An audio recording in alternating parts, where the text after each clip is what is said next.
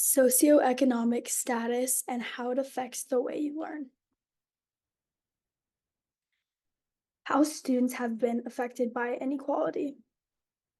Students with a lower SES have a limited access to a high quality education and the resources that come with it. An example would be if you're struggling in a math class, you might not be able to afford a tutor like a person with a higher SES in your class would be able to do.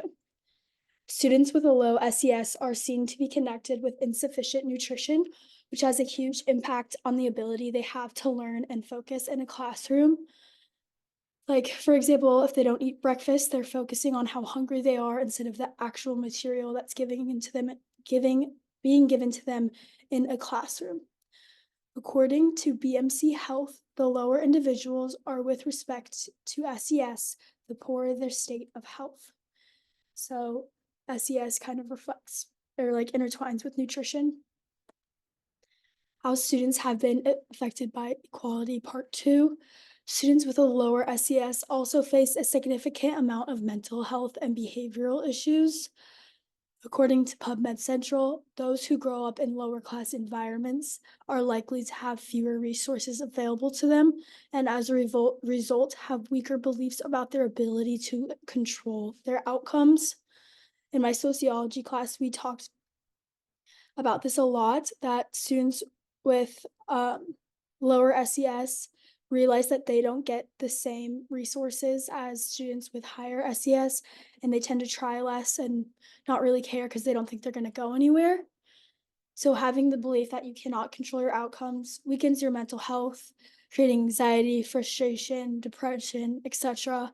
And it kind of just weakens the like power that and will that you have to try because you realize that you might not get anywhere due to inequality.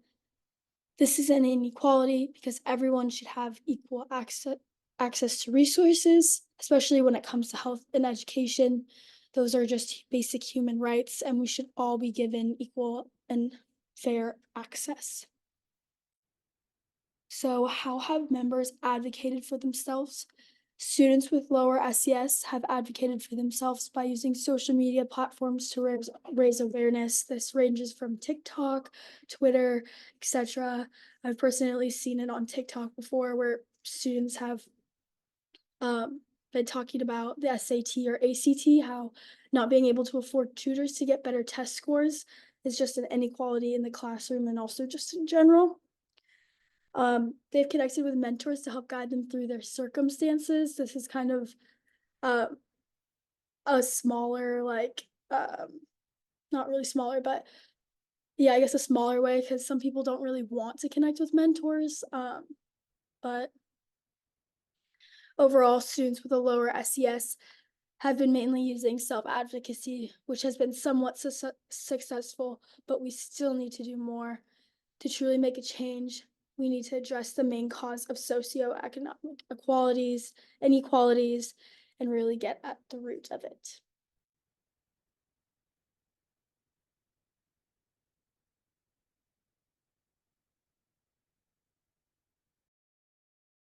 Of course, we already touched on it, but I'd like to re-ask the question, how can your socioeconomic status affect one's education?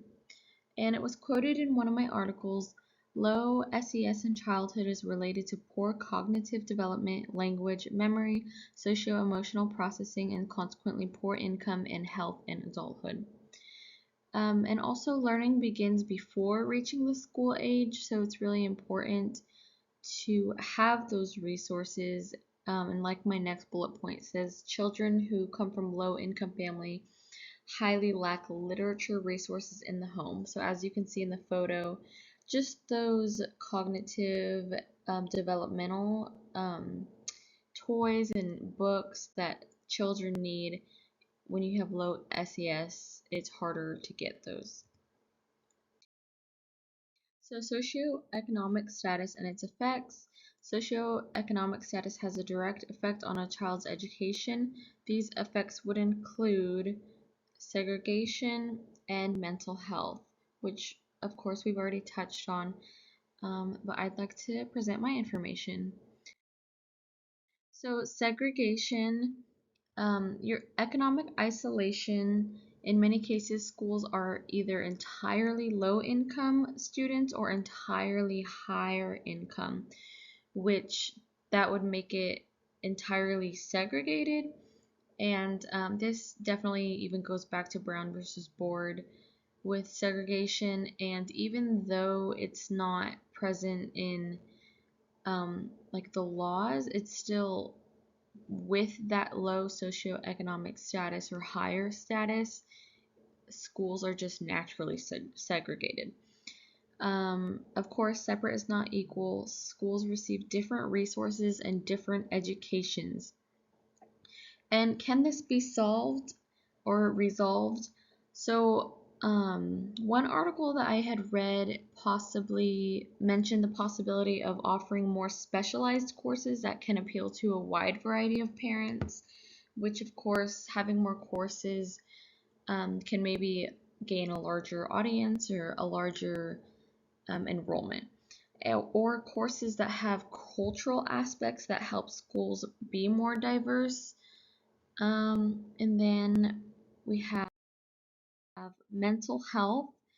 So children are highly affected mentally by their socioeconomic status. They come across many challenges their family faces, and they're more likely exposed to stressful life situations. Poor mental health also affects how you learn and grow. So definitely some of these points have been made, but I'd also like to read a very famous poem by Joshua T. Dickerson, and it's titled "'Cause I Ain't Got a Pencil." I woke up myself because we ain't got an alarm clock.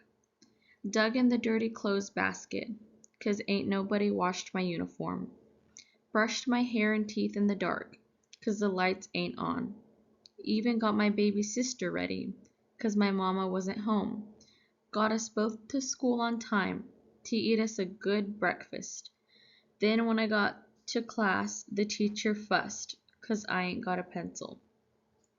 So I think this poem definitely speaks volumes.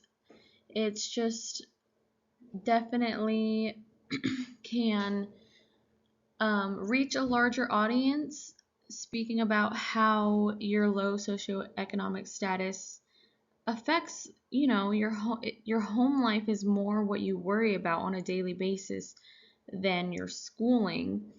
And it is definitely small things like this that teachers need to be aware of, because I even feel like I remember in school it was always a huge deal if someone didn't have a pencil, or like any supplies of that nature, and that should be definitely be provided for students. And it affects their mental health, of course. And then I'd just like to play a brief few minutes of this video.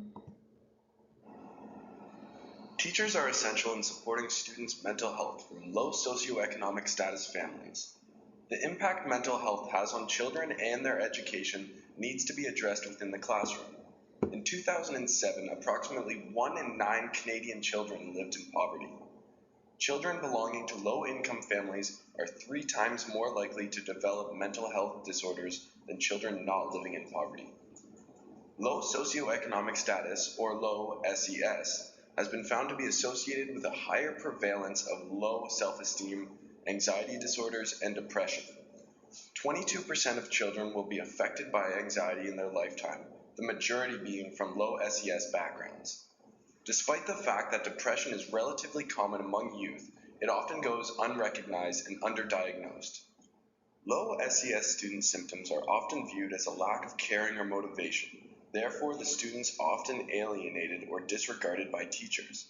It is important teachers become more aware and educated on how to support low SES students' mental health, ensuring an equitable learning experience.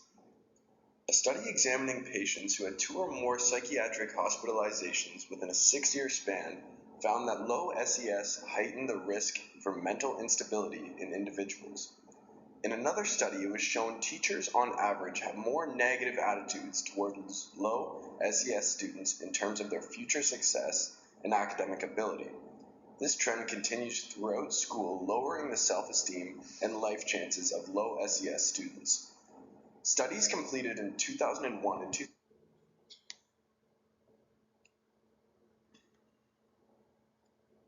So I think that that video is just very straight to the point, and it gives a lot of great facts. And if you have time, it's definitely worth watching the whole entire video.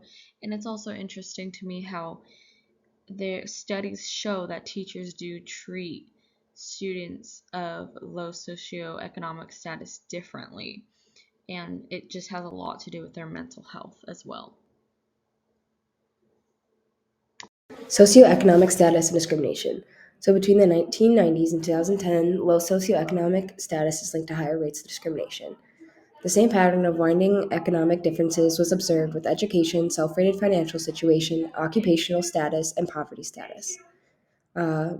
Also, low socioeconomic status individuals have a higher risk of encountering unfair and disrespectful treatment from others in the 2010s compared to the 1990s. So overall, lower socioeconomic status can be linked to more discrimination, and this is thus affecting multiple aspects of an individual's life. And over time, we could see that discrimination hasn't improved; it's actually worsened a bit. How socioeconomic status impacts education. So, lower socioeconomic status is linked to lower academic achievement and slower rates of academic progress. It can be noted that children from these low income families who enter high school with average literacy skills are actually 5 years behind those of high income students. Individuals within the top family income are 8 times more likely to obtain a bachelor's degree by the age of 24 as well. So it just shows how those of lower income families tend to not do as well in school and are almost a little bit behind higher income families. The picture to the right shows average SAT scores by family income. So those with a higher family income tend to do better than those of lower family income. How could we improve schools in low socioeconomic areas? So the following are found to actually improve qualities: improving teaching and learning, creation of an information-rich environment, building of a learning community, continuous professional development, improvement of parents, increased funding and resources. So classroom environments play an essential role in the success of students in the long term. If a student does experience poor education, they are more likely to be impacted by even mental or physical issues, health issues. So reports of socioeconomic status discrimination are associated with elevated levels of CRP and other forms of discriminatory stress.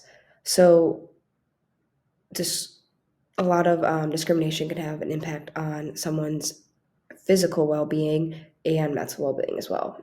So the picture on the bottom shows high poverty schools versus low poverty schools, and the high poverty schools have a higher percentage of Black individuals compared to the other schools, and the statistics show the inequalities compared and all of that.